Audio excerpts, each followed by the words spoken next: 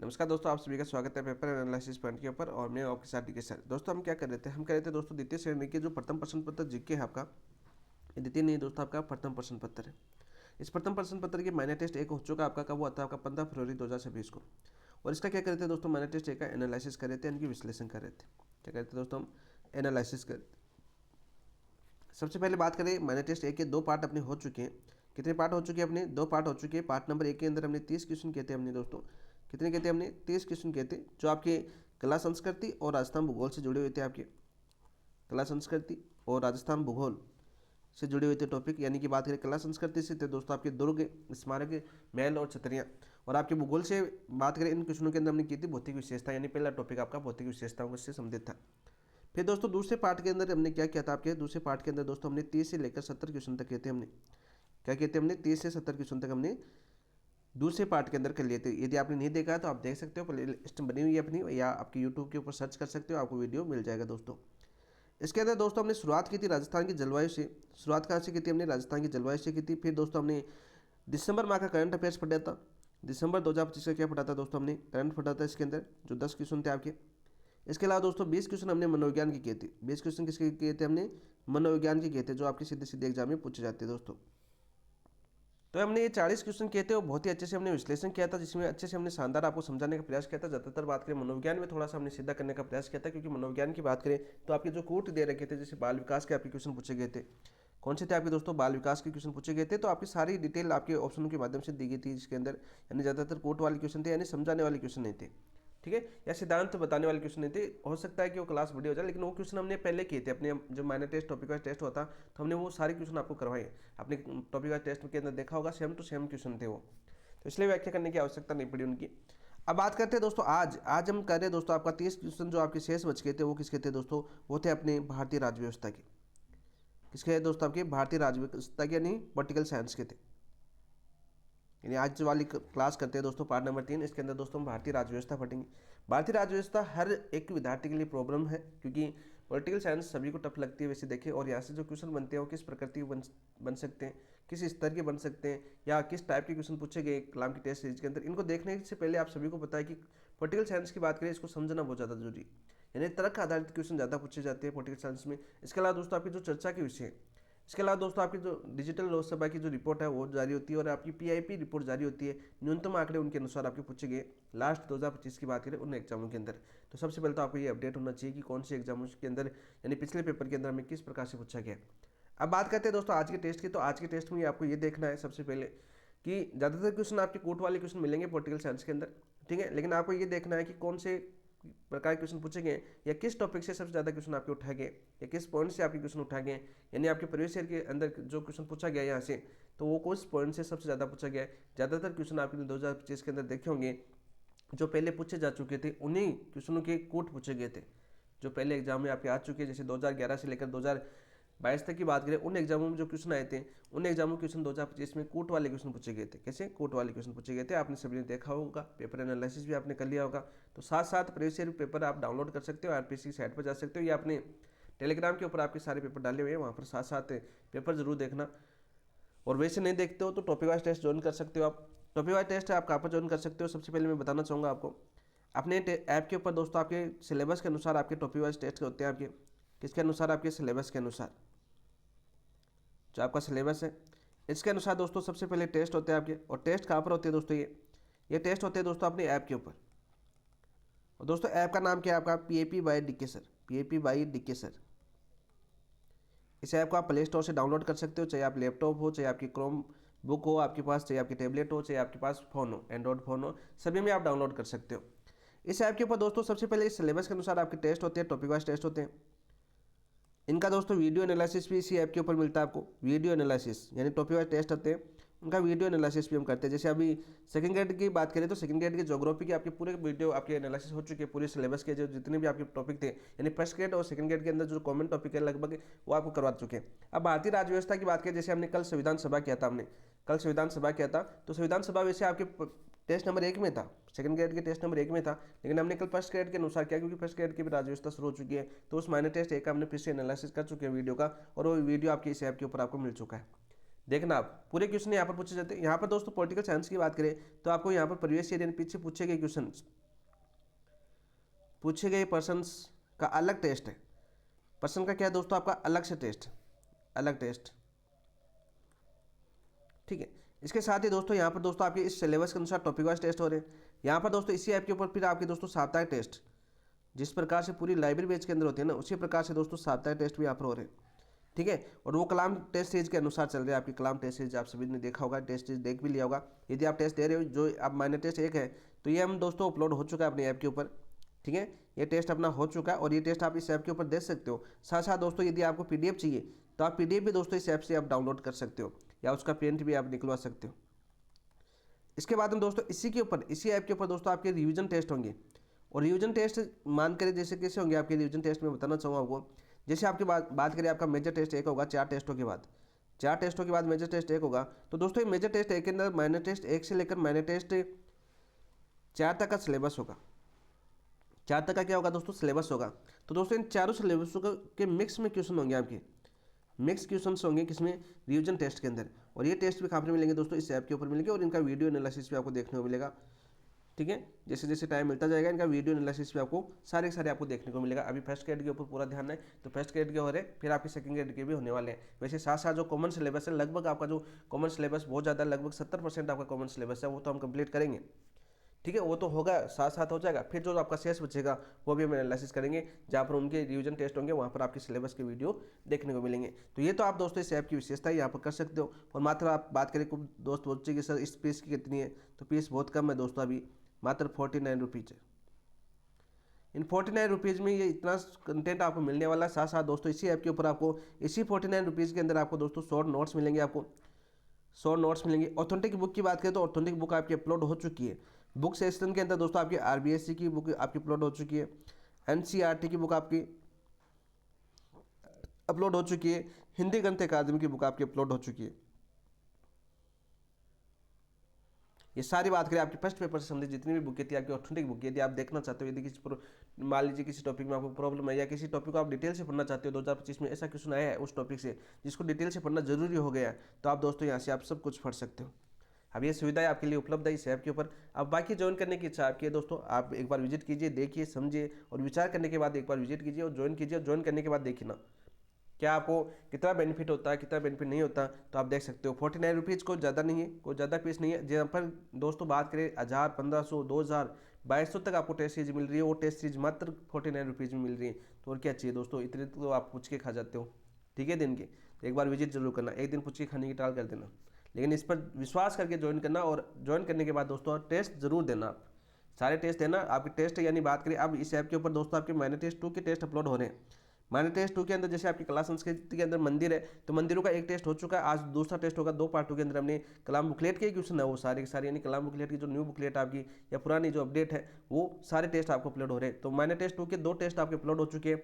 संत संप्रदाय के आपके टेस्ट अपलोड हो चुका है। माइनर टेस्ट 2 का सब्जेक्ट सिलेबस की बात कर रहा हूँ, ये आपके अपलोड हो चुके हैं।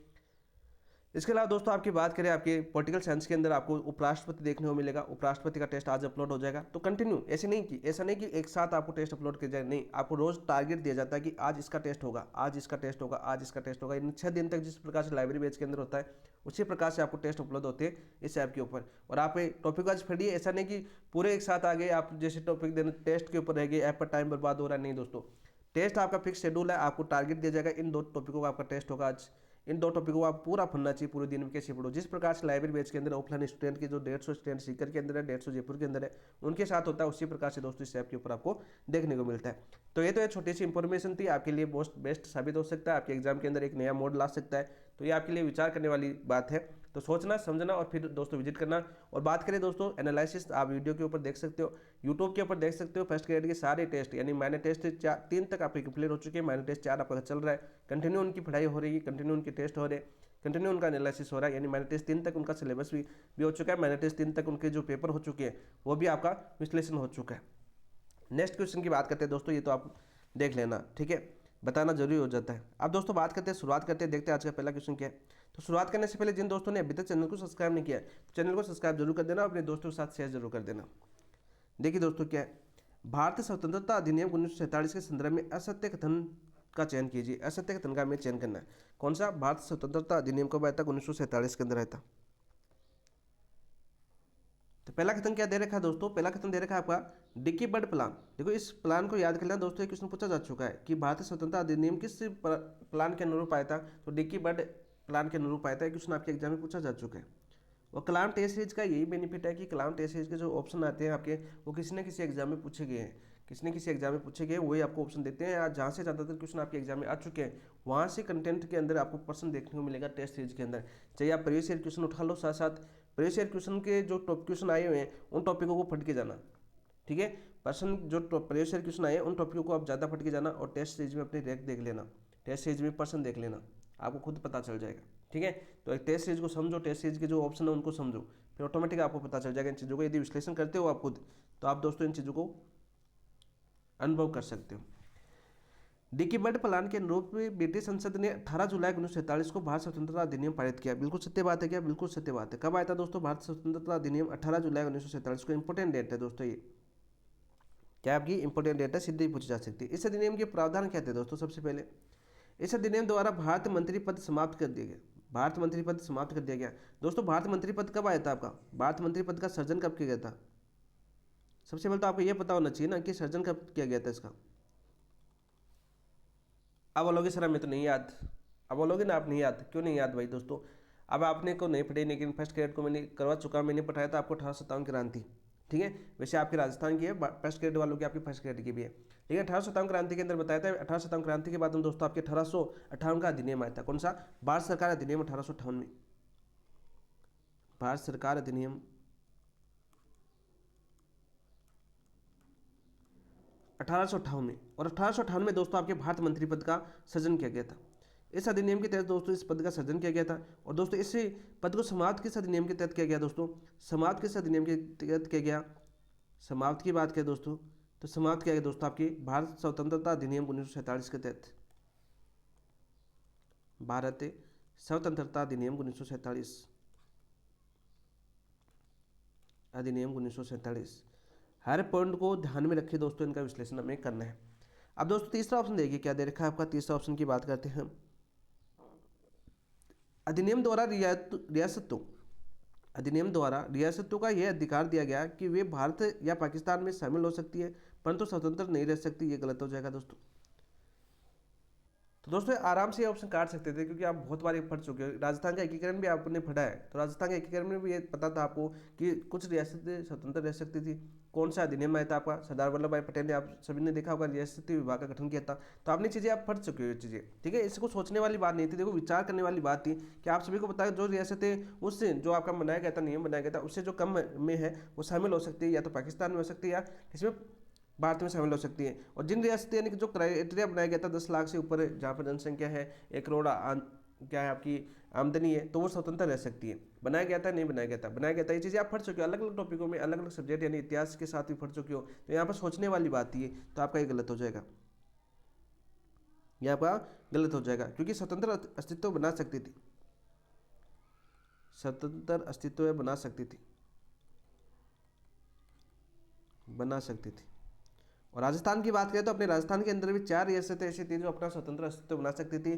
कौन कौन सी थी आपकी दोस्तों? बताओ भाई। 4 रियासतें, ये तो आपकी थी मेवाड़ थी, एक दोस्तों आपकी जयपुर थी, एक आपकी जोधपुर थी, एक दोस्तों आपकी बीकानेर थी।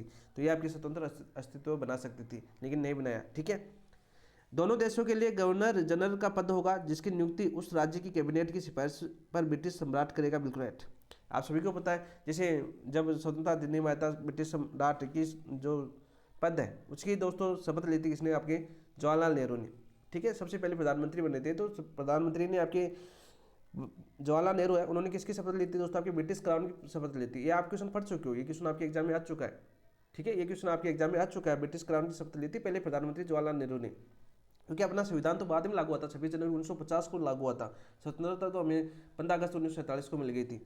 तो ये सही है। तो हमें क्या पूछा? असत्य कथन पूछा, तो ऑप्शन नंबर 3 आपका राइट आंसर हो जाएगा। क्या जाएगा दोस्तों? आपका ऑप्शन नंबर 3 आपका राइट आंसर हो जाएगा। ठीक है, पाकिस्तान 14 अगस्त को आज़ाद होता है और भारत 15 अगस्त को आज़ाद होता है। ये चीज़ें दोनों नोट करके लिख लेना दोस्तों।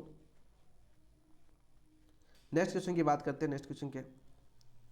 कैबिनेट मिशन के प्रावधान अनुसार निम्नलिखित में से कौन सा ब्रिटिश प्रांत सेक्शन सी में शामिल था? और सर्वाधिक सीटें आवंटित की गई थी। सर्वाधिक सीटें आवंटित की गई थी, कौन सा प्रांत था दोस्तों? सबसे पहले बात करें, ब्रिटिश प्रांतों को 3 भागों में बांटा गया था। ब्रिटिश प्रांतों को कितने भागों में बांटा गया था दोस्तों? आपके 3 भागों में। ब्रिटिश प्रांत की बात करें तो कितने भागों में बांटा गया था दोस्तों? आपके कुल भाग, तो दोस्तों आपके 3 भागों में बांटा गया था। कितने बांटा गया था आपका? 3 में। कौन कौन से थे आपके 3 भाग? बताओ भाई। जैसे बात करें सेक्शन ए, सेक्शन ए की बात करें दोस्तों, सेक्शन ए के अंदर किसको शामिल किया गया था आपका? सेक्शन ए की बात करें तो सेक्शन ए के अंदर कौन कौन से प्रांत थे दोस्तों आपके? वो प्रांत थे दोस्तों आपके मद्रास। सीटें कितनी थी दोस्तों आपकी? सीटें थी आपकी दोस्तों 49। इसके अलावा दोस्तों आपके बम्बई था, क्या था आपका? बम्बई। और सीटें कितनी थी दोस्तों बम्बई को? 21। तीसरा था दोस्तों आपका बिहार, और बिहार को सीटें कितनी दी गई थी दोस्तों आपकी? 36। और दोस्तों चौथा था आपका उड़ीसा। उड़ीसा की सीटें कितनी थी दोस्तों आपकी? 9। और दोस्तों संयुक्त प्रांत, जो आपका दे रखा है ऑप्शन में, संयुक्त प्रांत की सीटें कितनी थी दोस्तों आपकी? 55। दोस्तों सेक्शन ए के अंदर सर्वाधिक सीटें किसकी थी? आपकी संयुक्त प्रांत की थी, जो हम पीछे पढ़ चुके हैं। ठीक है। इसके अलावा दोस्तों आपके संयुक्त प्रांत के बाद में एक और था आपका, कौन सा? मध्य प्रांत और बरार।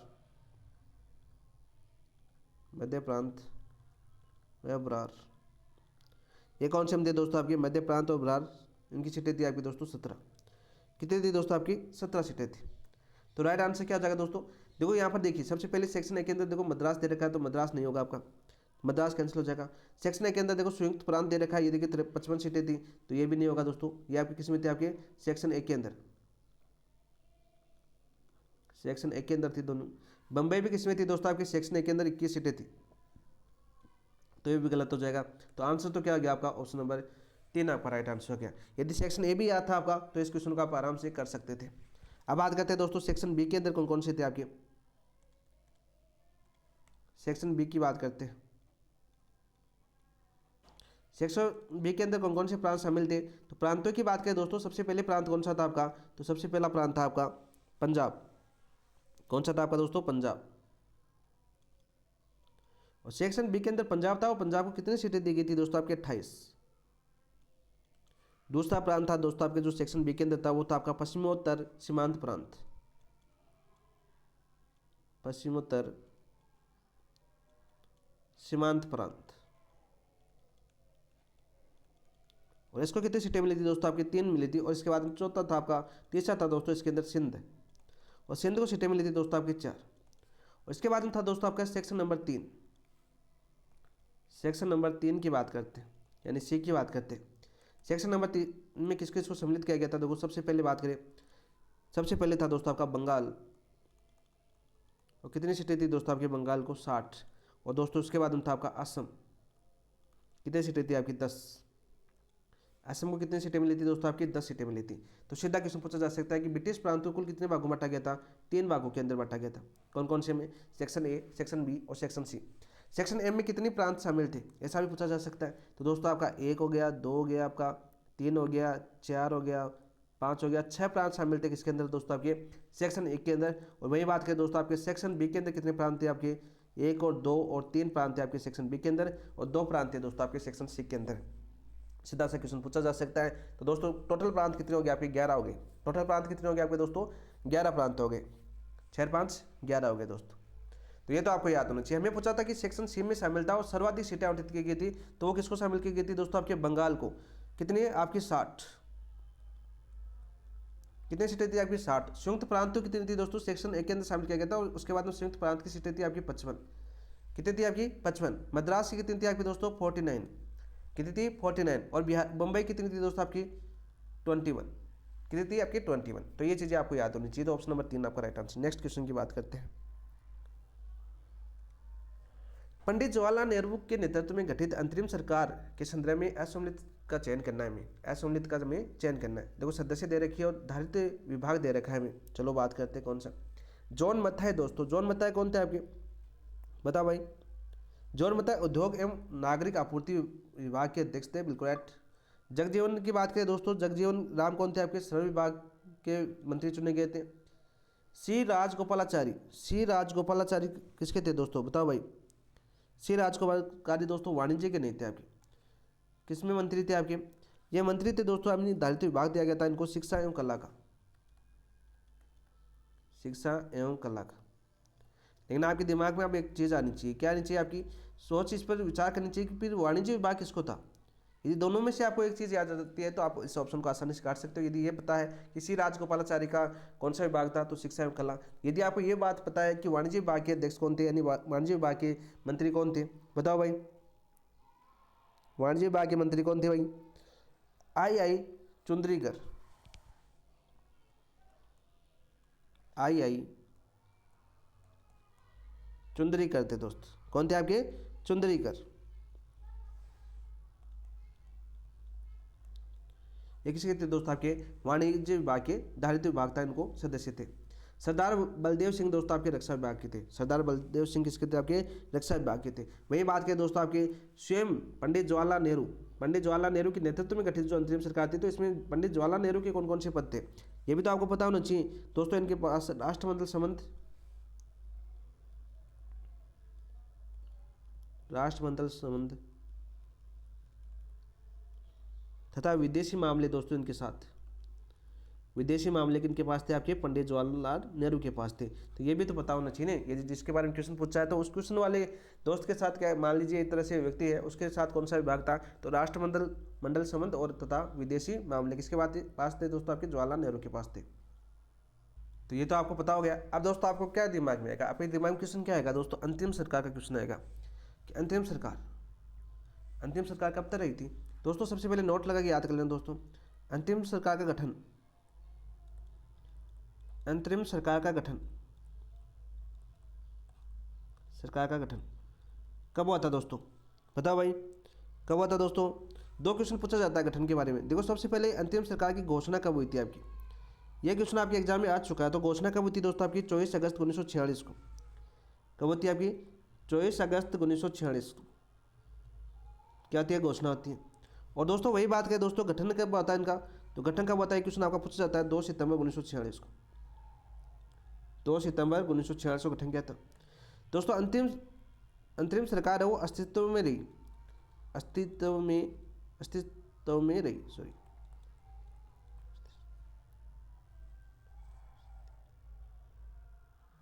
में रही। कब तक रही थी दोस्तों, 15 अगस्त 1947 तक। 15 अगस्त को हम आज़ाद हो गए थे, 15 अगस्त 1947 तक क्या रही दोस्तों, आपके अस्तित्व में रही, सॉरी दोस्तों, आपके अस्तित्व में रही। सीधा सा क्वेश्चन आपका पूछा जाएगा 15 अगस्त 1947 तक। तो यहाँ पर दोस्तों 15 अगस्त 1947 तक जो आपकी अंतरिम सरकार रही थी, उस मंत्रिमंडल की बात कर रहा है यहाँ पर।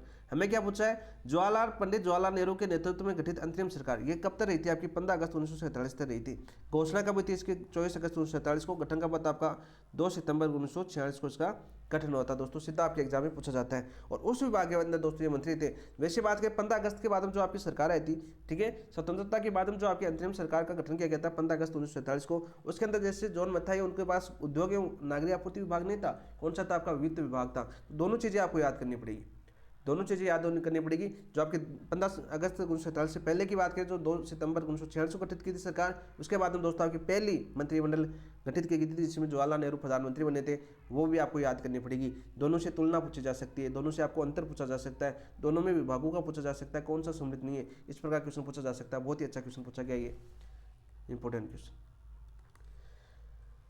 नेक्स्ट क्वेश्चन की बात करते हैं दोस्तों, क्वेश्चन नंबर 74 क्या है, देखिए 74 की बात करते हैं दोस्तों। संविधान सभा का अंतिम सत्र, संविधान सभा का अंतिम सत्र 12वां सा कौन सा था आपका दोस्तों, 12वां 24 जनवरी 1950 को आयोजित हुआ। निम्नलिखित में से किन सदस्यों ने इस सत्र में संविधान सभा की सदस्यता ग्रहण की, बताओ भाई। तो दोस्तों इस दिन दोस्तों 2 सदस्यों ने आपके संविधान सभा की सदस्यता ग्रहण की थी। वो थे दोस्तों आपके रतन नप्पा भरमपा कुंभार। कहाँ से थे दोस्तों, आपके बम्बई से। ये तो कहाँ से चुनी थी, शपथ ली थी बम्बई से। गोकुल लाल असावा इन्होंने नहीं ली थी दोस्तों। दक्षयानी वेलाद्वेन, दोस्तों दक्षयानी वेलाद्वेन याद करना दोस्तों, एकमात्र दलित महिला थी, एकमात्र दलित महिला। कौन थी दोस्तों? एकमात्र दलित महिला थी, जो बार बार एग्जाम में पूछा भी गया ये क्वेश्चन आपकी। वाई एस परमार कहाँ से चुन के आए थे दोस्तों? आपके हिमाचल प्रदेश। कहाँ से आए थे दोस्तों? आपके हिमाचल प्रदेश चुन के आए थे। तो राइट आंसर क्या आ जाएगा दोस्तों? किन 2 सदस्यों ने सदस्यता ग्रहण की थी?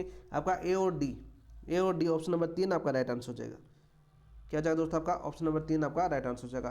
कब था दोस्तों आपका 12वां सत्र, अंतिम सत्र? 24 जनवरी 1950 को। कब था? 24 जनवरी 1950 को। सीधा सा क्वेश्चन आपका पूछा जा सकता है। और दोस्तों 24 जनवरी 1950 को जो बैठक हुई थी आपकी, इस बैठक के अंदर दोस्तों संविधान सभा के 284 सदस्यों ने संविधान की 3 मूल प्रतियों पर हस्ताक्षर किए थे। 284 सदस्य संविधान की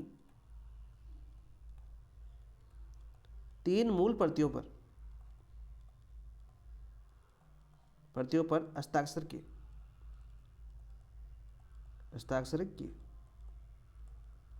तब कहते हैं दोस्तों आपके 24 जनवरी 1950 को। सीधा सा क्वेश्चन पूछा जा सकता है। उसके साथ ही दोस्तों फिर बात करते हैं संविधान लागू कब हुआ अपना? संविधान लागू कब हुआ दोस्तों आपका? संविधान लागू होता है दोस्तों अपना 26 जनवरी 1950 को। कब होता है दोस्तों अपना? 26 जनवरी 1950 को। 1950 को अपना संविधान लागू होता है। ये चीज़ भी आपको याद होनी चाहिए। सीधा सा क्वेश्चन पूछा जाना चाहिए यहाँ से, और बन सकता है दोस्तों क्वेश्चन। नेक्स्ट क्वेश्चन की बात करते हैं दोस्तों। नेक्स्ट क्वेश्चन क्या है? 75 देखिए, संविधान सभा के संदर्भ में निम्न कथनों पर विचार कीजिए। संविधान सभा में प्रथम वक्ता जेपी कृपलानी थे। बिल्कुल राइट। कल ही मैंने करवाया क्वेश्चन। देखो आपका टेस्ट हो चुका था। टेस्ट मैंने आपके सेकंड ग्रेड की बात करें, सेकंड ग्रेड के टॉपिक वाइज टेस्ट आपके हो चुके थे। तो उसके अंदर आपका एक क्वेश्चन साफ साफ पूछा गया कि पहले वक्ता कौन थे? आपके जेपी कृपलानी थे। और दोस्तों इसी जेपी कृपलानी के सुझाव पर ही, इनके सुझाव पर ही या सिफारिश पर ही पहला अस्थायी अध्यक्ष चुना गया था। पहला अस्थायी अध्यक्ष किसे चुना गया था दोस्तों? आपके सच्चिदानंद सिन्हा को। किसको चुना गया था दोस्तों? आपका सच्चिदानंद सिन्हा को। सच्चिदानंद सिन्हा। तो सीधा क्वेश्चन आपके एग्जाम में आ चुका है कि सच्चिदानंद सिन्हा के नाम की सिफारिश किसने की थी? कौन थे ऐसे व्यक्ति जिन्होंने सच्चिदानंद सिन्हा को अस्थायी अध्यक्ष के रूप में सबसे पहले बनाने का प्रस्ताव रखा? तो वो थे दोस्तों आपके जेपी कृपलानी। कौन थे आपके? जेपी कृपलानी, जो संविधान सभा में के प्रथम वक्ता थे। कौन थे आपके दोस्तों? संविधान सभा के प्रथम वक्ता थे। तो सबसे पहले आपकी बात करें प्रथम वक्ता थे, तो प्रथम बैठक कब हुई थी आपकी? प्रथम वक्ता के साथ ही दोस्तों आपकी प्रथम बैठक आपको याद होना चाहिए, डेट याद आना चाहिए कि प्रथम बैठक थी, तभी तो प्रथम वक्ता बने थे जेपी कृपलानी। तो प्रथम बैठक कब हुई थी दोस्तों आपकी? प्रथम बैठक हुई थी दोस्तों आपकी 9 दिसंबर 1946 को। कब हुई थी आपकी? 9 दिसंबर 1946 को। दो चीज़ें आपको याद होनी चाहिए एक शब्द के अंदर। एक शब्द के अंदर 2 चीज़ें याद होनी चाहिए कि संविधान सभा की प्रथम वक्ता कौन थे? जेपी कृपलानी थे। तो जेपी कृपलानी प्रथम वक्ता बने थे, यानी बोलने वाले पहले व्यक्ति बने थे। तो कौन सी बैठक में बने होंगे? पहली बैठक में बने होंगे। तो पहली बैठक कब हुई थी दोस्तों आपकी? 9 दिसंबर 1946 को। कब हुई थी दोस्तों? 9 दिसंबर 1946 को होती है। डॉक्टर राजेंद्र प्रसाद को संविधान सभा की दूसरी बैठक में इसका अध्यक्ष बनाया गया। तो पहली बैठक याद होगी ना इस क्वेश्चन के अंदर। देखिए क्वेश्चन कितना अच्छा बनाया गया ये क्वेश्चन। इस क्वेश्चन की विशेषता देखिए, सारी चीजें आपको याद करवा के जाएगा क्वेश्चन। दूसरी बैठक, तो सबसे पहले दोस्तों दूसरी बैठक कब हुई थी आपकी? दूसरी बैठक हुई थी आपकी 10 दिसंबर 1946 को। 10 दिसंबर 1946 को। तो दोस्तों सबसे पहले बात करें 10 दिसंबर 1946 को दूसरी बैठक हुई थी, तो इसके अंदर दोस्तों राजेंद्र प्रसाद को अध्यक्ष नहीं बनाया गया था। कौन सी बैठक में दोस्तों राजेंद्र प्रसाद को अध्यक्ष बनाया गया था? आपका तीसरी बैठक के अंदर। ये लो दोस्तों, तीनों बैठकें एक ही क्वेश्चन में आपको याद होगी। यही है एनालिसिस करने का फायदा आपका, ठीक है। इसलिए कलाम बोलता है कि दोस्तों पेपर तो हम दे देंगे, लेकिन उसका एनालिसिस आपको खुद करना पड़ेगा। तो दोस्तों तीसरी बैठक कब हुई थी आपकी? तीसरी बैठक हुई थी दोस्तों 11 दिसंबर 1946 को। अब सॉल्यूशन उसने डाल दिया, कलाम ने सॉल्यूशन डाला है। क्या ये चीज़ें दे रखी है? बताओ भाई, क्या ये चीज़ें दे रखी है? दूसरी बैठक की डेट दे रखी है सॉल्यूशन के अंदर? तो बताना मुझे, दे रखी होगा। पहली बैठक की डेट दे रखी है सॉल्यूशन में? नहीं दे रखी, क्योंकि इन क्वेश्चनों को आपको समझना होगा। वहाँ पर आपको बी बाल है, जैसे बी गलत है तो बी की आपकी वहाँ पर उन्होंने सीधी कॉपी की, क्योंकि तीनों क्वेश्चनों की बात करें, तीनों ऑप्शन की व्याख्या करने के लिए बहुत सी चीज़ें पढ़नी पड़ती हैं, बहुत सी चीज़ें आपको देखनी पड़ती हैं। इसलिए दोस्तों जो गलत है उसके बारे में आपको सॉल्यूशन दे दिया जाता है। आप देखते हो कि हमारे पास सॉल्यूशन आ गया, उसको पढ़ लिया नहीं दोस्तों। तो इन चीज़ों को आप कैसे समझोगे? विश्लेषण आपको करना ही पड़ेगा। अब देखो दोस्तों, संविधान सभा की प्रथम महिला वक्ता सरोजिनी नायडू थी। संविधान सभा की प्रथम महिला वक्ता कौन थी दोस्तों? सरोजिनी नायडू थी क्या? बिल्कुल राइट, याद कर लेना। सरोजिनी नायडू इंपोर्टेंट खतरनाक, इंपोर्टेंट खतरनाक का सीधा क्वेश्चन आपका पूछा जा सकता है।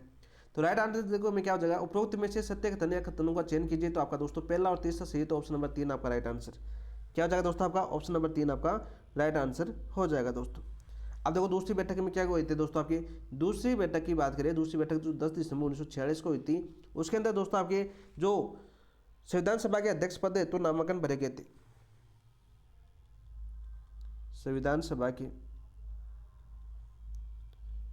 अध्यक्ष पद है तो नामांकन भरे गए थे, नामांकन भरे गए थे।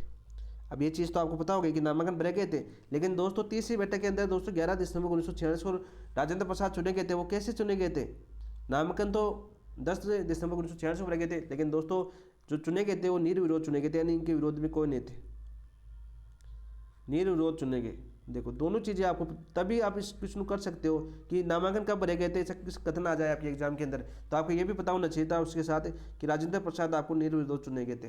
किस चुने गए थे, आपके निर्विरोध चुने गए थे। सीधा क्वेश्चन आपका पूछा जाता है, ठीक है। और यहाँ पर दोस्तों नोट लगा के याद कर लेना, यहाँ पर नोट लगा के क्या बात याद करनी है आपको, नोट लगा के याद करनी है। संविधान सभा का प्रथम सत्र, संविधान सभा का प्रथम सत्र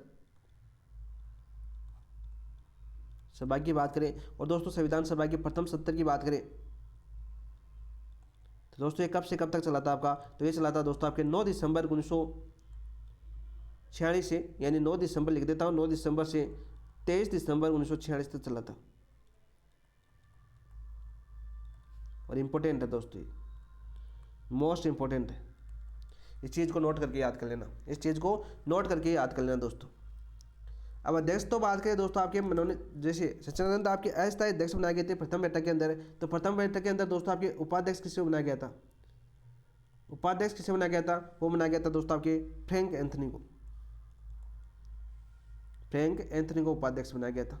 अस्थायी अध्यक्ष या उपाध्यक्ष किसे बनाया गया था, फ्रैंक एंथनी को बनाया गया था, अध्यक्ष बनाया गया था आपके सचिदानंद सिन्हा को। देखो दोस्तों एक लाइन से आपके पूरा क्वेश्चन कवर हो रहा है, यानी पूरी की बात करें, पूरी व्याख्या यहाँ पर आपको हो गई है। नेक्स्ट क्वेश्चन की बात करते हैं। अब नेक्स्ट क्वेश्चन क्या,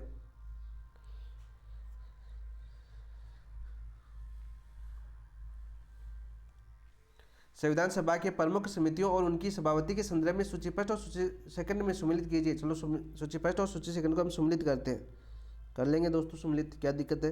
देखिए प्रांतीय संविधान समिति, प्रांतीय संविधान समिति कौन थे आपके दोस्तों, सरदार वल्लभ भाई पटेल थे।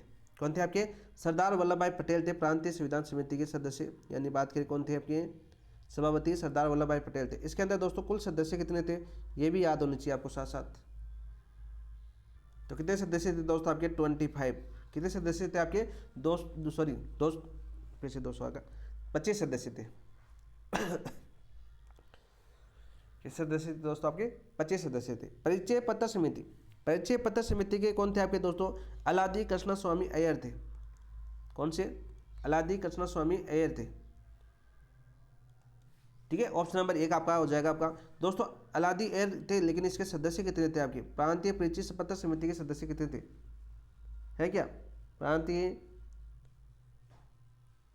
परिचय पत्र समिति, या दोस्तों इसे क्रेडेंशियल समिति भी बोलते हैं, इसके कुल सदस्य 7 थे। कुल सदस्य कितने थे दोस्तों आपके 7 थे।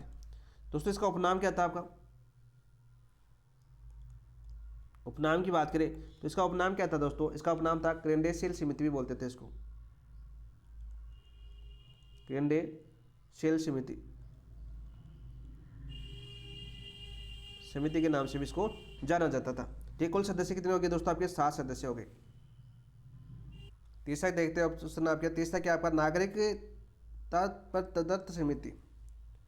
दोस्तों इसके कौन थे आपके, बताओ भाई, नागरिकता पर तदर्थ समिति के अध्यक्ष कौन थे, यानी सभापति कौन थे, आपको बताना है।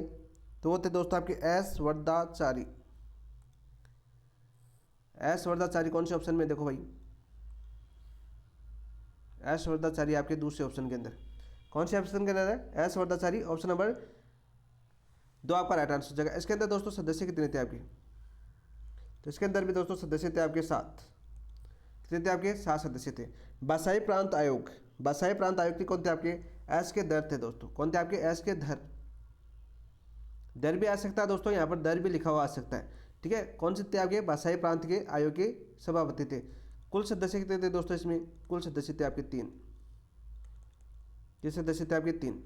देखो भाई हमने हर चीज़ को पॉइंट टू पॉइंट याद किया यहाँ पर, कलाम की सॉल्यूशन में ये चीज़ें नहीं मिलेगी आपको, है ना। तो राइट आंसर क्या हो जाएगा दोस्तों, राइट आंसर क्या हो जाएगा आपका 3। 3 के बाद अच्छा 1 और फिर दोस्तों आपका क्या हो जाएगा आपका 2 और 4। देखो कौन से ऑप्शन में 3 1 2 4, 3 1 2 4, ऑप्शन नंबर 2 आपका राइट आंसर हो जाएगा। क्या जगह, ऑप्शन नंबर 2 आपका राइट आंसर हो जाएगा। नेक्स्ट क्वेश्चन की बात करते हैं दोस्तों,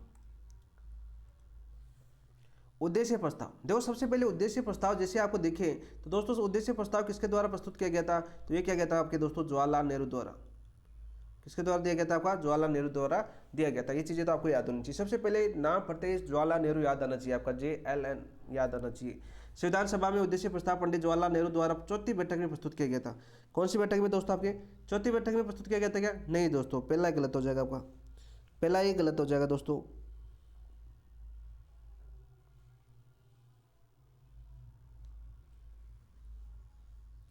इस प्रस्ताव का पुरुषोत्तम दास टंडन ने समर्थन किया, बिल्कुल राइट। पुरुषोत्तम दास टंडन ने क्या किया, समर्थन किया। कौन सी बैठक में किया था दोस्तों, आपके 5वीं बैठक में।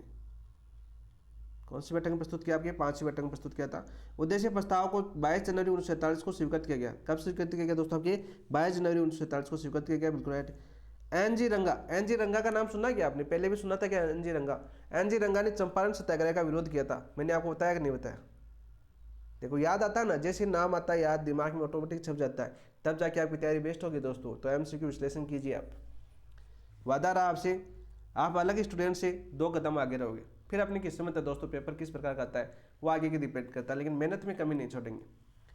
NG रंगा के ने उद्देश्य प्रस्ताव का स्वागत करते हुए अल्पसंख्यक राष्ट्र की व्याख्या आर्थिक आधार पर करने पर बल दिया, बिल्कुल राइट। अल्पसंख्यक राष्ट्र की व्याख्या आर्थिक आधार पर करने पर बल दिया, बिल्कुल राइट। किसने, NG रंगा ने। इंपॉर्टेंट है और बार बार आपके एग्जाम में पूछा भी गया है दोस्तों, ये कथन आपका इंपॉर्टेंट है। तो उद्देश्य प्रस्ताव के संदर्भ में असत्य कथन पूछा था, तो ऑप्शन नंबर 1 आपका राइट आंसर हो जाएगा। क्या हो जाएगा दोस्तों आपका, ऑप्शन नंबर 1 आपका राइट आंसर। अब दोस्तों ये भी याद होना चाहिए दोस्तों, 5वीं बैठक कब हुई थी, तो 5वीं बैठक हुई थी दोस्तों आपकी 13 दिसंबर 1946 को। 13 दिसंबर 1946 को क्या होती है आपकी 5वीं बैठक होती है दोस्तों। नेक्स्ट क्वेश्चन की बात करते हैं, बाल शासन अधिनियम 1919 के अंतर्गत निम्नलिखित में से कौन से विषय प्रांतीय आरक्षित विषयों की सूची में उल्लेखित है। बाल शासन अधिनियम 1919 पूछा है, इस बार हट गया था सेकंड ग्रेड के अंदर, नेट है क्या, मुझे वापस सिलेबस देखना पड़ेगा। ठीक है, मैंने सिलेबस नहीं देखा आपका, पूरा सिलेबस नहीं देखा, मतलब भाषा शासन अधिनियम 1919 हट चुका था मेरे हिसाब से, शायद सेकंड ग्रेड और फर्स्ट ग्रेड में भाषा शासन अधिनियम 1919 सॉरी फर्स्ट ग्रेड के अंदर तो थे, आपके सेकंड ग्रेड के अंदर 1919 और 1935 हटा दिए गए थे। लेकिन क्वेश्चन पूछा गया आपका, देखो भाषा शासन अधिनियम 1919 के अंतर्गत निम्नलिखित में से कौन से विषय प्रांतीय आरक्षित विषयों की सूची में सम्मिलित थे, बताओ भाई। तो कौन से थे आपके दोस्तों, धार्मिक एवं धर्मार्थ बंदोबस्ती, धार्मिक एवं धर्मार्थ बंदोबस्ती नहीं था दोस्तों। स्थानीय कोष का लेखा परीक्षण था, पक्षी और वन्य जीव संरक्षण थे, बिल्कुल राइट। दूसरा और तीसरा था, तो राइट आंसर क्या हो जाएगा दोस्तों आपका, ऑप्शन नंबर 3 आपका राइट आंसर हो जाएगा। क्या जाएगा, ऑप्शन नंबर 3। नेक्स्ट क्वेश्चन की बात करते हैं दोस्तों, क्वेश्चन नंबर 79 क्या आपका, देखिए भारत सरकार अधिनियम 1935 से भी क्वेश्चन पूछा गया आपका। भारत सरकार अधिनियम 1935 के संदर्भ में निम्नलिखित कथनों पर विचार कीजिए। चलो विचार करते हैं दोस्तों, क्या दिया हुआ आपका। 1935 के अधिनियम में अखिल भारतीय संघ की परिकल्पना की गई थी, किसकी परिकल्पना की गई थी दोस्तों, आपके अखिल भारतीय संघ की परिकल्पना की गई थी कब, 1935 के अधिनियम में, बिल्कुल राइट। जिसमें ब्रिटिश प्रांत और भारतीय राज्य शामिल थे, बिल्कुल राइट। मोस्ट इंपोर्टेंट क्वेश्चन है ये आपका, वैसे एग्जाम में तो बहुत बार आ चुका है।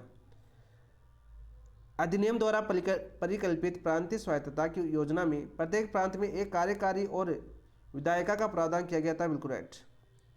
तो यहाँ पर राइट आंसर, किसी प्रांत के गवर्नर की नियुक्ति गवर्नर जनरल द्वारा की जाती थी, नहीं दोस्तों। ठीक है, ये आपका गलत हो जाएगा, किसी भी प्रांत के गवर्नर की नियुक्ति गवर्नर जनरल द्वारा की जाती है, नहीं दोस्तों। उपरोक्त में से कौन सा सही है, तो पहला और दूसरा सही, तो ऑप्शन नंबर 1 2 आपका राइट आंसर हो जाएगा। क्या जाएगा दोस्तों, ऑप्शन नंबर 2 आपका राइट आंसर हो जाएगा।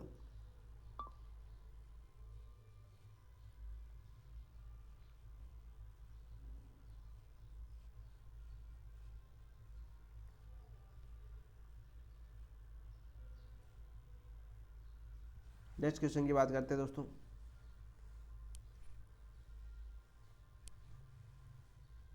गवर्नर जनरल की बात करें यानी वायसराय की बात करें दोस्तों, इनको केवल नियुक्ति यानी बात करें केवल आरबीआई गवर्नर वह दोस्तों आपके डिप्टी गवर्नर की नियुक्ति का अधिकार दिया गया, की नियुक्ति का अधिकार दिया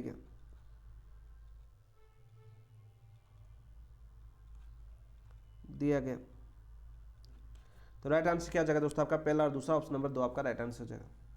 तो यहाँ पर 1935 के अधिनियम के क्वेश्चन पूछे गए आपके एग्जाम के अंदर, बात करें आपके पेपर के अंदर, तो वैसे तो हट चुका है, मुझे जाते याद है मैंने देखा था सिलेबस हट चुके थे दोनों टॉपिक, लेकिन दिए तो हो सकता है हमें संवैधानिक विकास के क्रम में आपके क्वेश्चन पूछे जा सकते हैं।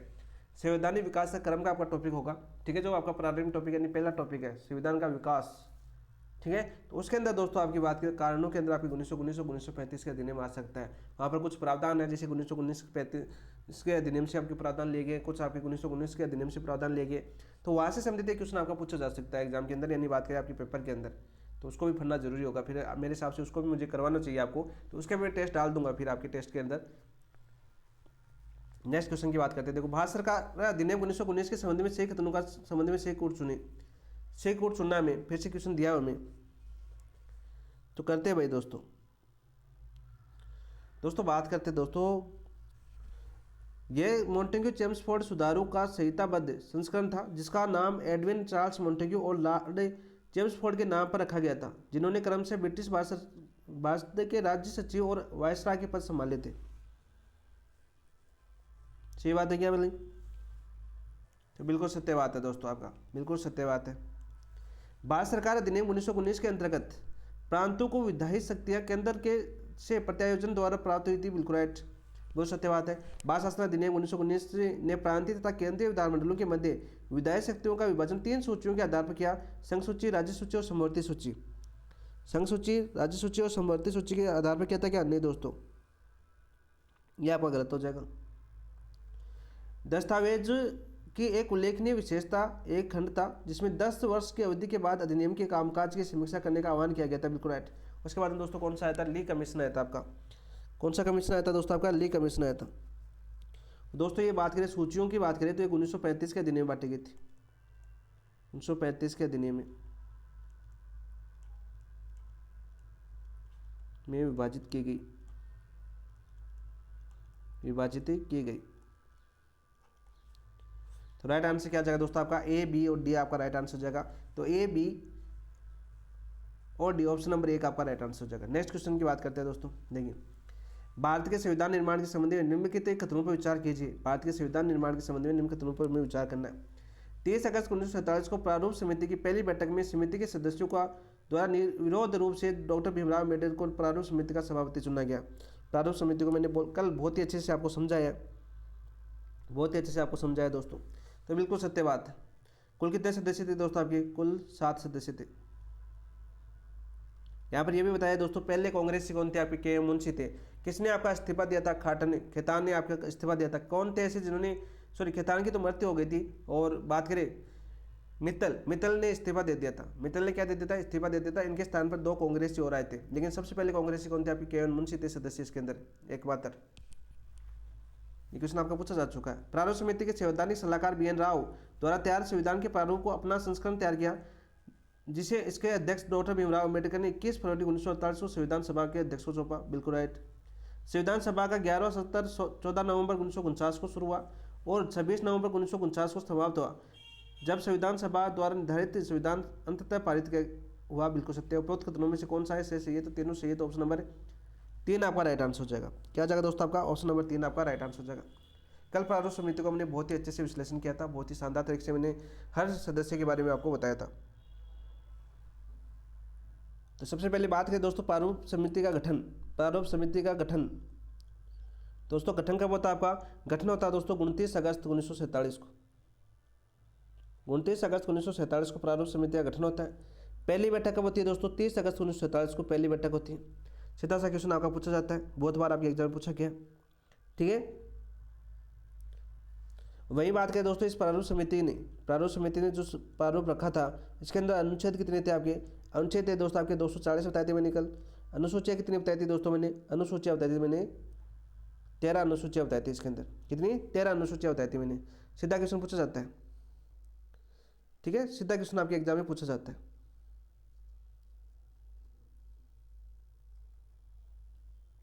कुल सदस्य कितने थे आपके? 7 है दोस्तों। कुल सदस्य कितने थे आपके? 7। भीमराव अम्बेडकर अध्यक्ष थे, एन गोपाल स्वामी अयंगर थे, अल्लादी कृष्ण स्वामी अयंगर थे, के मुंशी थे, सैयद मोहम्मद सादुल्ला थे, बी एल मित्तर थे, ठीक है। एक सदस्य थे आपके बी एल मित्तर। और दोस्तों इन्होंने क्या दिया? इस्तीफा दे दिया था। इन्होंने इस्तीफा दे दिया था, तो इनके स्थान पर कौन आए थे आपके? बताओ भाई, इनके स्थान पर कौन आए थे? एन माधव आए थे, एन माधव राव। और इसके अलावा एक सदस्य और थे 7 में से जिनकी मृत्यु हो गई थी। मृत्यु किसकी हुई थी दोस्तों आपकी? वो हुई थी दोस्तों आपके खेतान की, डीपी खेतान की मृत्यु हो गई थी। फिर से बता देता हूँ मैं। और इनके स्थान पर कौन आए थे दोस्तों आपके? टी कृष्णमाचार्य आए थे, टी कृष्णमाचारी। ये दोनों के दोनों कांग्रेसी थे दोस्तों। ये दोनों दोस्तों राजेंद्र प्रसाद द्वारा मनोनीत किए गए थे, राजेंद्र प्रसाद द्वारा मनोनीत। सीधा क्वेश्चन पूछा जा सकता है इन 2 सदस्यों के बाद में आगे के बाकी के पहले 4 सदस्य थे, ये कैसे थे आपके दोस्तों? निर्वाचित थे।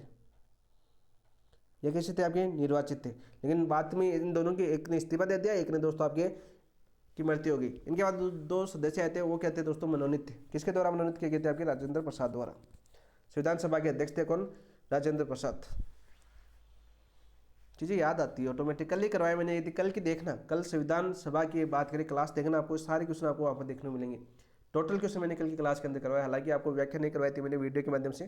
टेस्ट आपका वही टेस्ट हो चुका था, वही टेस्ट कल पेस्ट ग्रेड वालों का हुआ है, उसके वीडियो के अंदर व्याख्या करवाई। सारे क्वेश्चन मैंने करवाया। 1919 का अधिनियम भी करवाया, 1919 का अधिनियम भी आपको करवाया बहुत ही अच्छे से, शानदार तरीके से। लेकिन मैंने सोचा आपके लिए फर्स्ट ग्रेड शायद सेकंड ग्रेड में हट गया, तो मैंने सोचा नहीं आएगा, तो लेकिन क्वेश्चन पूछ लिया गया, मैंने देखा नहीं था क्वेश्चन। नेक्स्ट क्वेश्चन की बात करते हैं दोस्तों। भारतीय की संविधान सभा में प्रक्रिया नियम समिति बनाए जाने के बारे में प्रस्ताव निम्नलिखित में किसने रखा? ये क्वेश्चन भी मैंने बहुत अच्छे से समझाया था आपको, तो किसने रखा था दोस्तों आपकी? बताओ भाई। प्रीवियस ईयर क्वेश्चन आपके एग्जाम पूछा जा चुका था पहले। Doctor Rajendra Prasad, B N Rao, के एम मुंशी और जे पी कृपलानी। तो राइट आंसर क्या हो जाएगा भैया का दोस्तों? J P Kripalani. Option number 4 आपका राइट आंसर हो जाएगा। नेक्स्ट क्वेश्चन की बात करें, कौन सी समिति प्रक्रिया नियम समिति का प्रस्ताव रखा था? किसने? जे पी कृपलानी ने। नेक्स्ट क्वेश्चन की बात करते हैं दोस्तों। राजेंद्र प्रसाद की बात थी, कौन कौन सी संविधान सभा की समितियों के अध्यक्ष थे? बताओ भाई सभापति। दोस्तों कार्य संचालन या निर्माण समिति, कार्य संचालन समिति के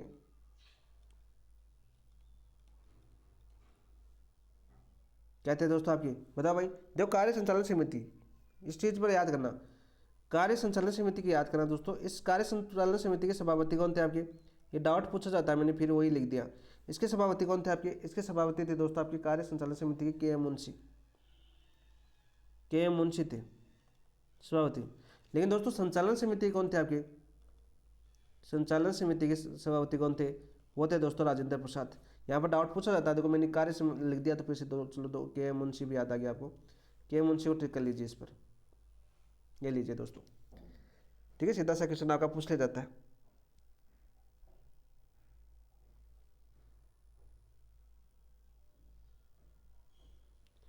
बी एन राव के बारे में याद करो दोस्तों। बी एन राव कौन सी समिति के थे भाई?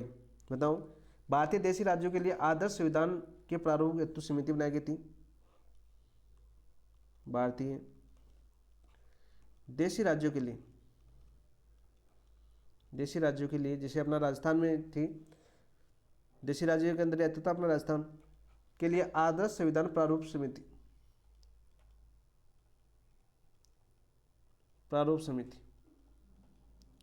इसके सभापति कौन थे आपके दोस्तों? बी एन राव थे। इसके अलावा दोस्तों संविधान का मसौदा किसने तैयार किया था? संविधान का प्रारूप या मसौदा, संविधान का मसौदा तैयार किया किसने किया था दोस्तों? आपके बी एन राव ने तैयार किया था। ये क्वेश्चन आपके पूछे जाते हैं सीधे सीधे, तो मैंने सोचा याद आते हैं जैसे करवा देता हूं मैं आपको। नेक्स्ट क्वेश्चन करते हैं भाई। असत्य का चयन करना है, असत्य कथन कौन सा है? सीधा सा क्वेश्चन आपका पूछा गया। संविधान सभा में देशी रियासतों का प्रतिनिधित्व करने वाली एकमात्र महिला सदस्य एनी मिस्क्रीन थी। कौन थी भाई? एनी मिस्क्रीनी थी क्या? एकमात्र महिला सदस्य कौन थी आपकी? एनी मिस्क्रीनी। बिल्कुल सत्य बात है दोस्तों। दोस्तों बात करें एनी मस्करनी संविधान सभा में शामिल, क्वेश्चन पूछा जा चुका है। कल ही मैंने करवाया संविधान सभा में शामिल, कल मैंने क्वेश्चन आपको करवाया एनालिसिस के बारे में देखना। और सेकंड ग्रेड वालों के टेस्ट आपके टॉपिक वाइज टेस्ट पहले हो चुके थे। टेस्ट तो आपके डाल दिए गए थे, वीडियो एनालिसिस नहीं किया मैंने, लेकिन टेस्ट के अंदर आपका एक क्वेश्चन था आपका। दोस्तों कब शामिल हुई दोस्तों संविधान सभा के अंदर? तो ये शामिल हुई थी दोस्तों आपके 29 दिसंबर 1948 को। 29 दिसंबर 1948 को। कहाँ से थी दोस्तों, कौन सी देशी रियासत की ये सभापति थी? मैं बात करें चुन के आई थी त्रावणकोर कोच्चि से। त्रावणकोर कोच्चि से दोस्तों क्या आई थी आपकी, चुन के आई थी आपकी।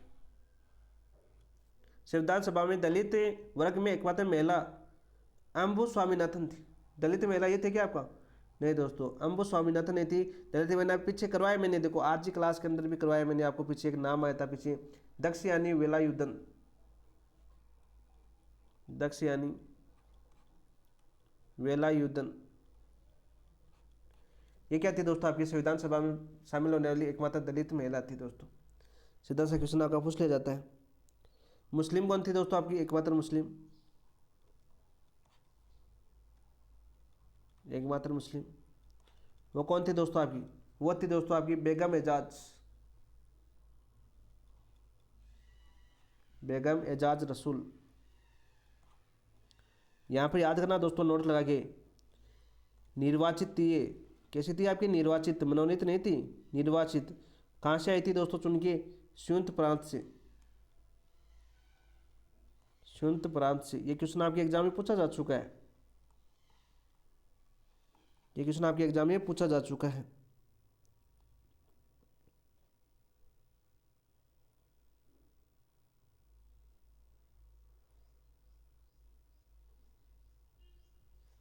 और दोस्तों एक समिति थी आपकी, कौन सी? नोट लगा लेना दोस्तों, कार्य संचालन नियम निर्माण समिति, कार्य संचालन समिति। इसकी एकमात्र सदस्य थी आपकी कौन? महिला। वो कौन थी आपकी दोस्तों? वो थी आपकी दुर्गाबाई।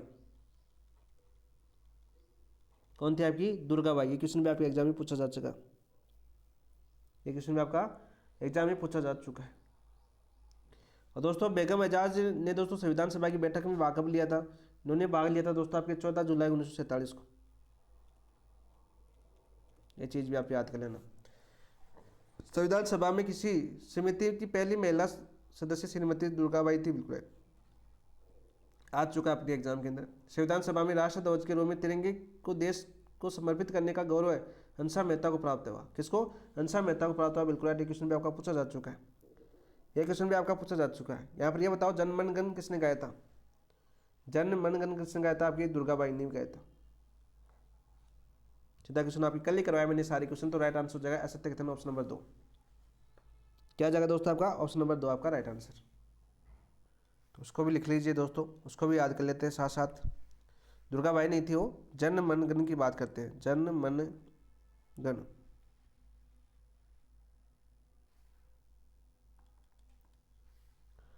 जन गण मन ये किसने गाया था दोस्तों? आपकी पूर्णिमा बनर्जी। कौन थे आपकी? पूर्णिमा बनर्जी। सीधा सा क्वेश्चन पूछा जाता है दोस्तों, ठीक है। नेक्स्ट क्वेश्चन की बात करते हैं। अध्यादेश प्रख्यापित करने की राष्ट्रपति की शक्ति के बारे में निम्नलिखित कथनों पर विचार कीजिए। करते भाई विचार। राष्ट्रपति एक सदन द्वारा पास किए गए परंतु दूसरे सदन द्वारा अभी तक पास नहीं किए गए विधेयक के प्रावधानों को लागू करने के लिए अध्यादेश जारी कर सकता है। कर सकता है क्या दोस्तों? अध्यादेश जारी 84 की बात कर रहे हैं तो कर सकता है। क्या कर सकता है? अध्यादेश जारी कर सकता है। कौन से अनुच्छेद के तहत? अनुच्छेद 123 के तहत।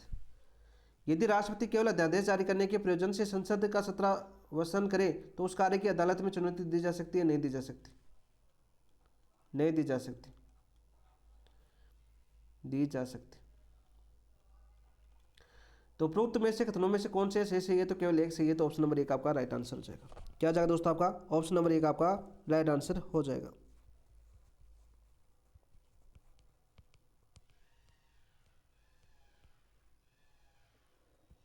नेक्स्ट क्वेश्चन की बात करते हैं दोस्तों। भारत के राष्ट्रपति से संबंधित निम्नलिखित कथनों पर विचार कीजिए। चलो विचार करते हैं। यदि राष्ट्रपति का निर्वाचन न्यायालय द्वारा शून्य घोषित कर दिया जाए, यदि राष्ट्रपति का निर्वाचन न्यायालय द्वारा शून्य घोषित कर दिया जाए, ठीक है, कौन से अनुच्छेद में उल्लेख है दोस्तों? अनुच्छेद आपका 71(2) के अंदर ये उल्लेख है। तो उसके द्वारा अपने पद की शक्तियों के प्रयोग के लिए में के कार्य अविधिमान्य होंगे। क्या होंगे दोस्तों? आपके अविधिमान्य होंगे क्या? नहीं दोस्तों, विधिमान्य होंगे, विधिमान्य होंगे यानी मान्य होंगे। यदि जितने भी हस्ताक्षर उसने किए हैं वो सारे के सारे मान्य होंगे। व्यापार की स्वतंत्रता पर निर्बंधन अधिरोपित करने वाले राज्य विधेयक को प्रस्तुत करने हेतु राष्ट्रपति की पूर्व मंजूरी आवश्यक है, बिल्कुल है। कूट के प्रयोग पर करते हुए से उत्तर सुनिए तो केवल 20 है, तो ऑप्शन नंबर 2 आपका राइट आंसर हो जाएगा। क्या हो जाएगा दोस्तों? आपका ऑप्शन नंबर 2 आपका राइट आंसर हो जाएगा। यानी वेद माने जाएंगे दोस्तों। विधि मानने का मतलब क्या हो गया? आपका वेद माने जाएंगे जब तक वो उस पद पर विराजमान है तब तक। नेक्स्ट क्वेश्चन की बात करते हैं दोस्तों। देखिए, राष्ट्रपति की आपातकालीन शक्तियों के संदर्भ में निम्नलिखित में से कौन सा कथन गलत है? आपातकालीन शक्तियों के बारे में पूछा और कौन सा कथन गलत है ये हमें पूछा है। तो सबसे पहले तो बात करें संविधान कौन से भाग में दोस्तों? बताओ भाई, संविधान के भाग 14 में क्या? तो याद कर लें दोस्तों, आपातकालीन प्रावधान की बात करते हैं सबसे पहले। प्रावधान कौन से भाग में दोस्तों? आपके भाग 18 के अंदर। यानी कि बात करें दोस्तों आपके भाग 18 के अंदर क्या आपके आपातकालीन प्रावधान है। भारतीय संविधान के भाग 18 में आपातकालीन उपबंधों को उल्लेखित किया गया है, बिल्कुल बिल्कुल सत्य बात है। अनुच्छेद 352 के अनुसार युद्ध, बाह्याक्रमण या सशस्त्र विद्रोह की स्थिति के में राष्ट्रीय आपातकाल लगा जा सकता है। सशस्त्र विद्रोह शब्द कब आया था दोस्तों आपके? कि संविधान संशोधन के तहत जोड़ा गया था आपका 44वां कॉन्स्टिट्यूशन एक्ट 1978 में जोड़ा गया था। पहले क्या था दोस्तों? इससे पहले दोस्तों क्या था आपका? आंतरिक शांति।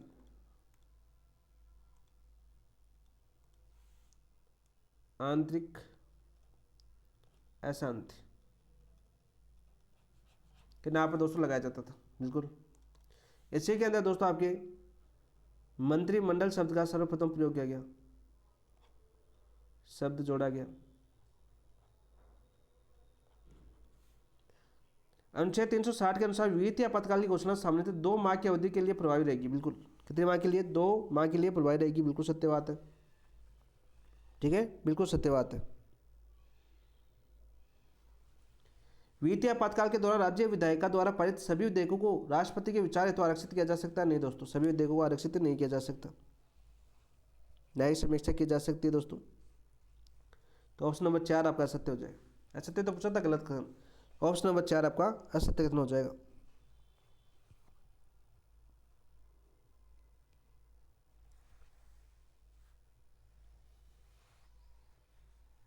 आरक्षित नहीं किया जा सकता, तो ऑप्शन नंबर 4 आपका राइट आंसर हो जाएगा।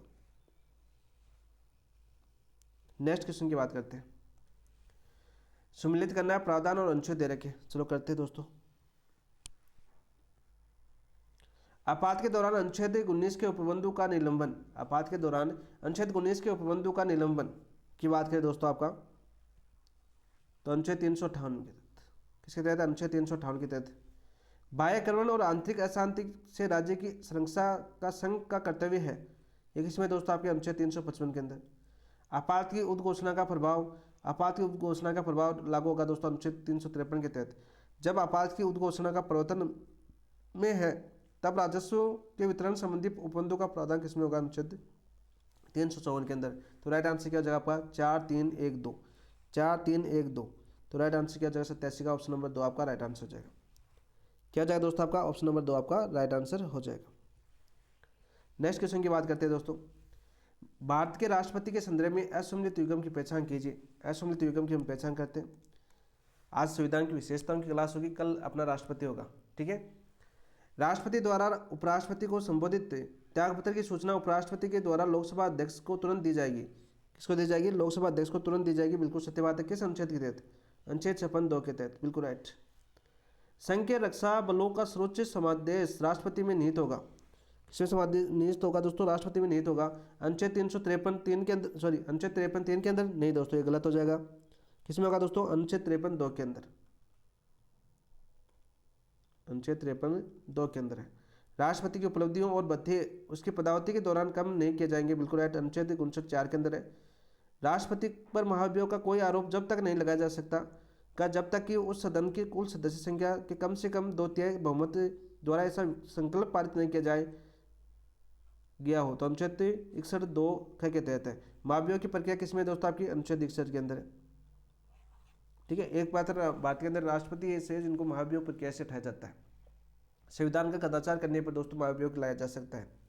तो हमें क्या पूछा था? असंगत यानी असम्मिलित पूछा था, तो ऑप्शन नंबर 2 आपका राइट आंसर। नेक्स्ट क्वेश्चन की बात करते हैं दोस्तों।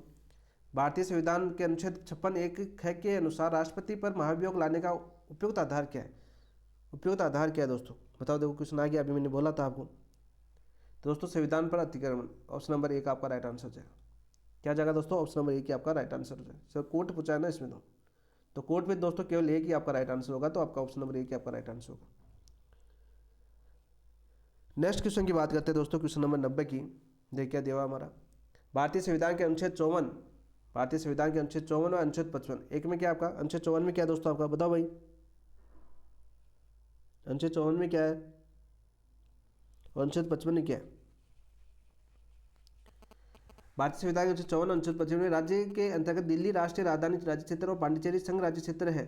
यह स्पष्टीकरण भारतीय संविधान के अनुच्छेद 54 में निम्नलिखित में से किस संविधान संशोधन में जोड़ा गया था? 7वां संविधान संशोधन 1956, 37वां संविधान संशोधन 1975, 57वां संविधान संशोधन 1987, 70वां संविधान संशोधन 1992। तो राइट आंसर क्या हो जाएगा दोस्तों आपका? ऑप्शन नंबर 2, 37वां संविधान संशोधन 1975 के अंदर जोड़ा गया था दोस्तों। नेक्स्ट क्वेश्चन की बात करते हैं। भारतीय संविधान के अनुच्छेद 72 क्या आपका? समाधान शक्ति है, राष्ट्रपति की समाधान की शक्ति के अनुसार राष्ट्रपति को किसी अपराध के लिए सिद्ध दोष से ठहराए गए किसी व्यक्ति के दंडावेश के देश की शक्ति है। समाधान की कर सकता है, निलंबन कर सकता है, परिहार लघुकरण कर सकता है, छुट्टी कर सकता है। आपका क्या कर सकता है दोस्तों? छुट्टी कर सकता है, निलंबन कर, परिहार कर सकता है। आपका परिहार नहीं कर सकता, पर विलंबन कर सकता है, क्षमा भी नहीं कर सकता। तो राइट आंसर क्या जाएगा? B C D, option number 2 आपका राइट आंसर हो जाएगा। क्या जाएगा दोस्तों आपका? ऑप्शन नंबर 2 आपका राइट आंसर हो जाएगा।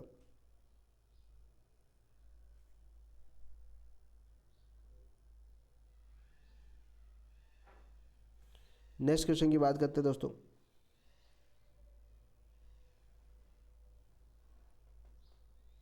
यहाँ पर थोड़ा सा गड़बड़ लग रहा है मुझे, क्योंकि समय भी तो कर सकता है दोस्तों।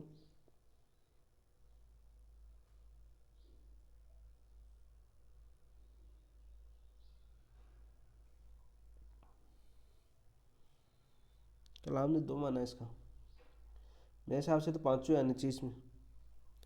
ऑप्शन नंबर 2 आपका राइट आंसर है। देखो समान लघुकरण कर सकता है, आपका परिहार कर सकता है, विराम कर सकता है, पर विलंबन कर सकता है, सारे हैं इसके अंदर। नेक्स्ट क्वेश्चन की बात करते हैं दोस्तों। राष्ट्रपति से संबंधित, इसका कमेंट में बताना दोस्तों, आपको बताना कमेंट के अंदर। नेक्स्ट क्वेश्चन की बात करते हैं। राष्ट्रपति से संबंधित भारत के संविधान के निम्नलिखित में से कौन से अनुच्छेद को संविधान के 44वें संशोधन अधिनियम 1978 20/6/1979 से प्रभावी द्वारा विलोपित किया गया? अनुच्छेद 74 3, अनुच्छेद 78 गए, अनुच्छेद 77 4, अनुच्छेद 68 3। तो राइट आंसर क्या जाएगा दोस्तों ब्राह्मणों का? अनुच्छेद 77 4, ऑप्शन नंबर 3। नेक्स्ट क्वेश्चन की बात करते हैं। 1773 के रेगुलेटिंग एक्ट के संदर्भ में असत्य कथन का चयन कीजिए। 1773 के रेगुलेटिंग एक्ट के संदर्भ में असत्य कथन का में चयन करना है दोस्तों।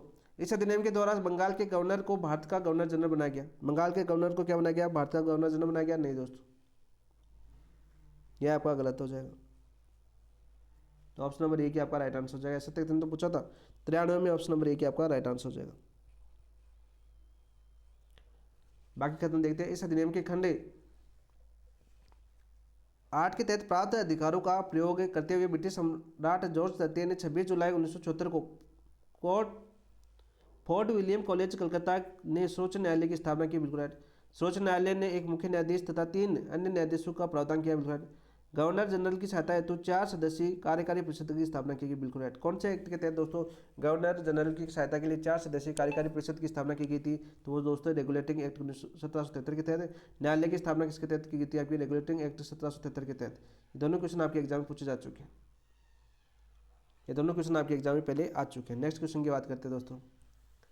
1853 के चार्टर अधिनियम के अनुसार गवर्नर जनरल की 12 सदस्यीय परिषद में 6 विधायी सदस्य थे, जिनमें से 4 चुनाव विभिन्न स्थानीय प्रांतीय सरकारों द्वारा किया जाना था। निम्नलिखित में से किसी स्थानीय प्रांतीय सरकार को इनमें से सम्मिलित नहीं किया गया? बंगाल, मद्रास, संयुक्त प्रांत, आगरा। बताओ भाई राइट आंसर क्या हो जाएगा आपका? तो राइट आंसर क्या हो जाएगा दोस्तों आपका? संयुक्त प्रांत को इसमें सम्मिलित नहीं किया गया, तो ऑप्शन नंबर 3 आपका राइट आंसर हो जाएगा। क्या हो जाएगा दोस्तों? ऑप्शन नंबर 3 आपका राइट आंसर हो जाएगा। 4 को सम्मिलित थी, बंगाल थी दोस्तों आपकी, इसके अलावा मद्रास थी, बम्बई थी, आगरा थी। बम्बई आएगी इसके अंदर। ये 4 थी दोस्तों। 4 चुनाव विभिन्न स्थानीय प्रांतीय सरकार द्वारा किया जाना था। कितने? 4 का। कौन कौन से का? बंगाल का, मद्रास का, आगरा का और बम्बई का। संयुक्त प्रांत इसमें शामिल नहीं था। नेक्स्ट क्वेश्चन की बात करते हैं दोस्तों।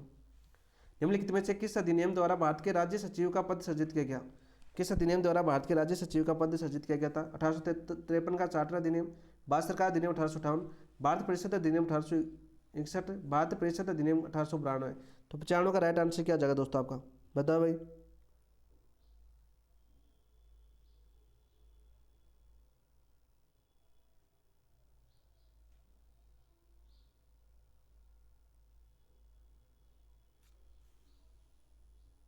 तो राइट आंसर हो जाएगा दोस्तों आपके भारत सरकार अधिनियम 1858। ऑप्शन नंबर 2 आपका राइट आंसर हो जाएगा। नेक्स्ट क्वेश्चन की बात करते हैं दोस्तों। नेक्स्ट क्वेश्चन क्या अपना देखिए। भारतीय परिषद अधिनियम 1909 के तहत केंद्रीय परिषद में सदस्यों की संख्या के संदर्भ में असम्मिलित युग्म की पहचान कीजिए। शासकीय सदस्य कितने थे आपके? 37 थे दोस्तों आपके। कितने थे? 37। अशासकीय सदस्यों गवर्नर जनरल द्वारा मनोनीत सदस्य 5 थे दोस्तों। अशासकीय सदस्यों में जमींदारों द्वारा निर्वाचित सदस्य कितने थे आपके? 4 थे क्या? नहीं दोस्तों, 4 नहीं थे आपके। ये गलत हो जाएगा आपका। शासकीय सदस्यों में प्रदेश सदस्य नहीं होते, तो ऑप्शन नंबर 3 आपका राइट आंसर हो जाएगा। क्या जाएगा दोस्तों आपका? ऑप्शन नंबर 3 आपका राइट आंसर हो जाएगा। अशासकीय सदस्यों कितने थे फिर दोस्तों? 5 थे क्या?